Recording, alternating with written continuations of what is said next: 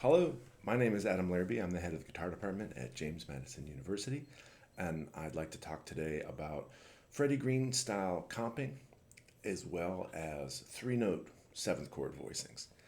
And this is something, if you're working with a big band as a guitarist, that's really important. The early big band guitar role was to basically just hook up with the bass player and the drums and create a solid rhythm. Nowadays, the guitarist takes solos and does uh, reads single note lines as well, just like every other lead wind instrument in the big band. But the older charts, notably by Count Basie and Duke Ellington and stuff, had guitarists that were used to playing just four to the floor rhythm, more of a rhythm instrument really than a harmony instrument in many respects. And I think it's important historically to point out that by the time the big band era was starting, many of these guitarists had some experience with the Dixieland banjo, the tenor banjo.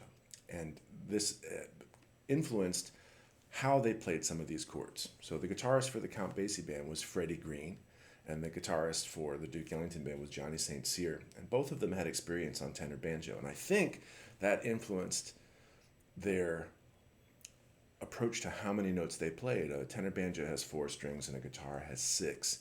And a lot of these Freddie Green style sort of rhythm guitar chords only have three notes in them with a skipped string, kind of like you'd do on the banjo. And this had an added benefit of giving you a percussive sound to the muted strings, which helps with the rhythmic feel, as well as not overcomplicating the voicing themselves. So if you see on a chart a B flat 7, sharp 9, flat 5, all you have to pay attention to is that it's a B flat 7 chord. Same thing with a minor 11th or a minor 11th add 9. You just look and say, okay, that is a minor 7th chord. And we're dropping the 5th from a lot of our strings, and in some cases, we're dropping the root from a lot of our voicings as well, which I'll illustrate here in the B flat blues.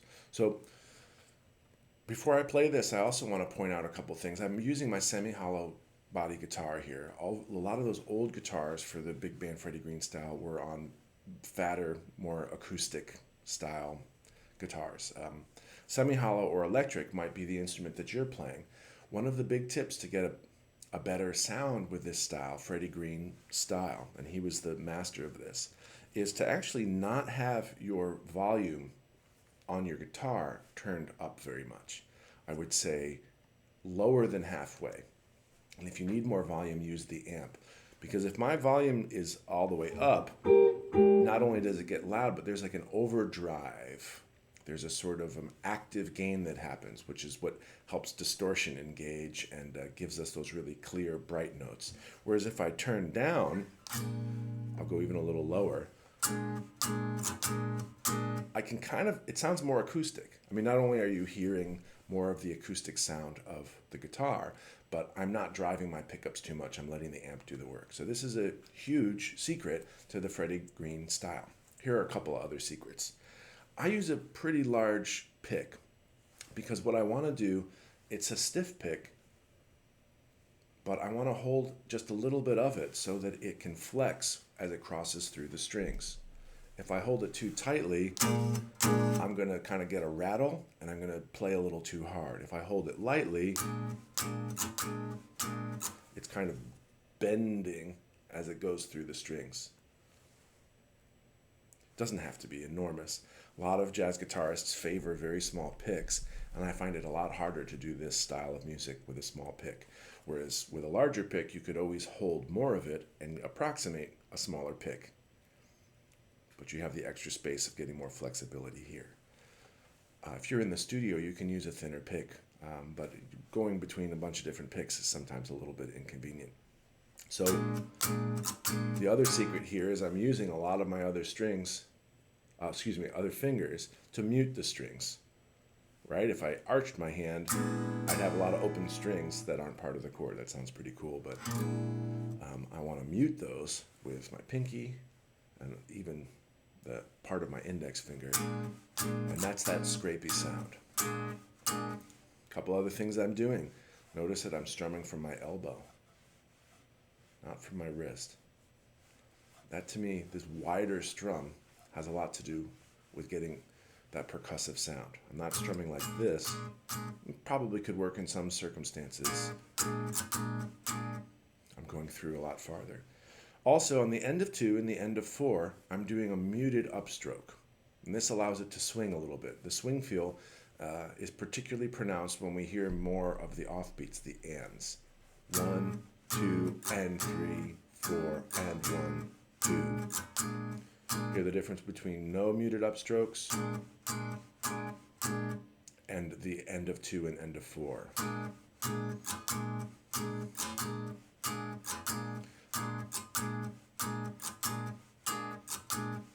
It's a good sound for this style. So strum from the elbow, hold on to the pick loosely, make sure there's surface area so that it can bend. Mute with the remaining hands, and we'll go through some of these voicings here. I'm going to just play through this 12-bar blues, the B-flat blues, Freddie Green style, and this can be played over B-flat blues. You can transpose these voicings too for other keys and other tunes, but this is a good place to start as a nice B-flat blues. B-flat 7 chord, here's your bar chord of B-flat. This is this. And when I move to E-flat, instead of putting E-flat in the bass, I'm going to keep the same B-flat that was the root of my B-flat chord. Not just for voice leading and common notes, but this will help me mute more strings. So on the chart, the root of E-flat is noted by an open circle, but I'm actually going to play the 5th in the bass. And it's a 3-note chord, not a full chord like this. I'm going to do this a lot of times in this piece. The F minor 7th also has the 5th in the bass instead of the root. So here's a 12-bar blues in the Freddie Green style. Let's see if I can put on a little drums for you too. 1, 2, 1, 2, 3, 4.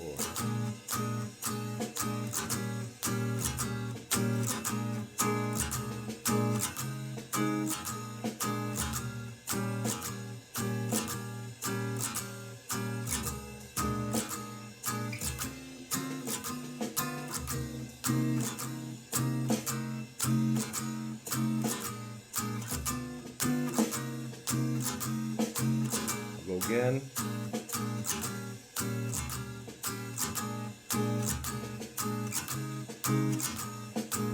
Trying to lock in with those drums.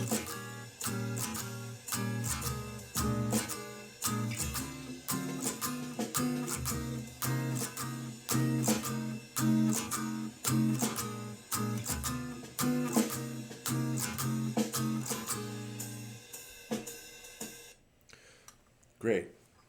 B flat 7, E flat 7, B flat 7, F minor with a 5th in the bass, B flat 7. These are the fingerings I like, common fingers. See how my pinky's on the 3rd string, then it slides down. B flat 7, D minor 7th, G7. Same thing we did for the E flat voicing with a 5th in the bass. C minor 7th, F7, B flat 7. A lot of great information in here. This could be flipped around, as we'll notice in the B flat blues video, where if I could start on B flat 7 up here, here's B flat 7, just like we did E flat 7, but way up here, and then E flat here. So you could go through and do an inversion of all these for variation. Change gears for a second and talk about other 3-note 7th chords in the handout that says 3-note voicings, root and guide tones. Root 3rd and 7th. The 3rd and 7th of the chord are guide tones, are important notes. And what I have in that handout, instead of a 4-note voicing of F major 7th, hopefully this is a common major 7th voicing for you, the 3-note one would lift the 2nd string. So I'm just using the 6th, 4th, and 3rd strings. And I'm going to go up the scale, F major 7th, G minor 7th, A minor 7th, B flat major 7th, C dominant 7th, D minor 7th, E minor 7th, flat 5, but we have no 5th, so we don't need to play it, F major 7th. Not only is this easier than the 4-note versions, got to use more fingers, and that half diminished is a little tricky, but it also provides more space, and it can be used with Freddie Green style playing. Got to be careful with my muting.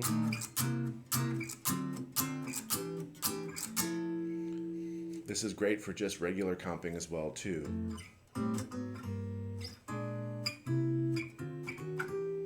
A lot of space in those 3-note chords. I have these listed out in the key of F up from the 6th string, 1st fret, key of B flat, which are really handy because the fingering stays the same. Turn up a little bit. That's B flat, all with my index, 2nd and 4th. Freddie Green didn't use this many chords based here, but I think you can make a lot of effect out of those 3-note chords based on the 5th string, especially because the minor 7th voicing is symmetrical to the dominant 7th voicing on the 6th string. D minor 7th, G7, or C minor 7th, F7 are exactly the same fingerings. The final one on that handout is an E flat.